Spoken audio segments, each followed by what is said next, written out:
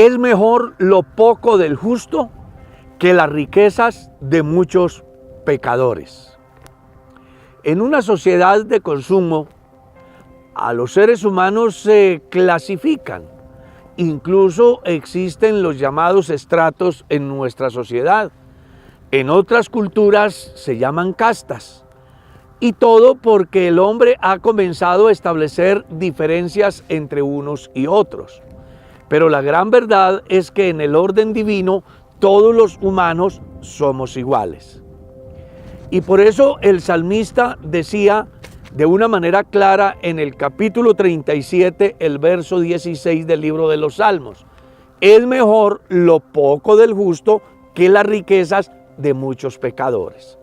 ¿Por qué lo decía él?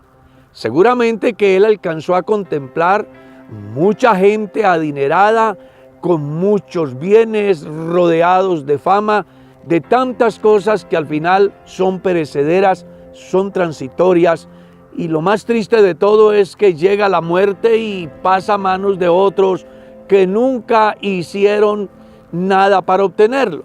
Sin embargo, cuando entramos al campo del justo, no interesa si tiene riquezas o no.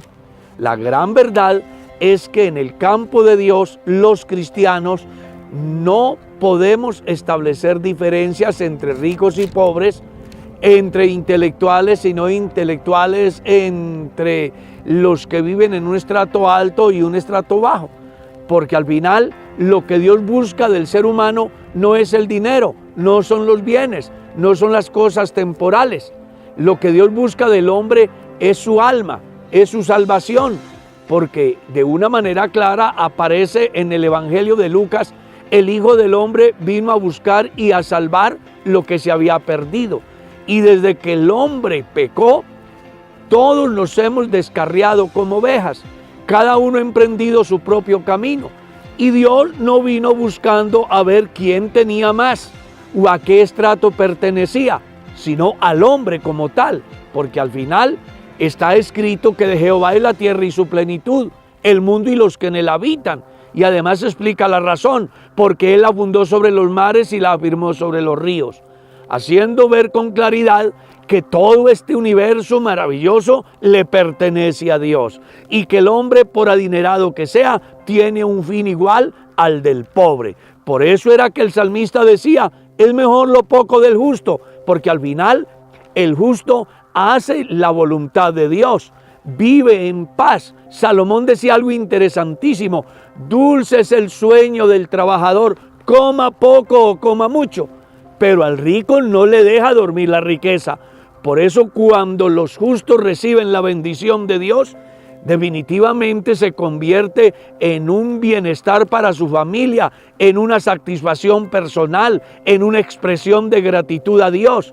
No ocurre así con los que son adinerados, que despilfarran todo, lo utilizan incluso para negociar la vida del semejante. Por eso era que el salmista decía: cuando los hombres aman a Dios, tienen a Dios en la vida, por poco que sean sus recursos, Dios los multiplica, Dios los prospera, Dios los bendice. Y hay testimonios en cantidad, hay cantidades de creyentes que hoy junto conmigo pueden testificar que en la abundancia o en la escasez Dios siempre ha estado con ellos. Pues entre otras cosas el mismo salmista David decía: joven fui envejecido y no he visto justo desamparado ni su descendencia que mendigue pan. La razón: porque lo poco en las manos de Dios es una bendición, no solo para el que la recibe, sino para aquellos con los cuales Él la comparte. Así que no se preocupe por hacerse rico, preocúpese por llenarse de Dios, porque Dios dé testimonio de usted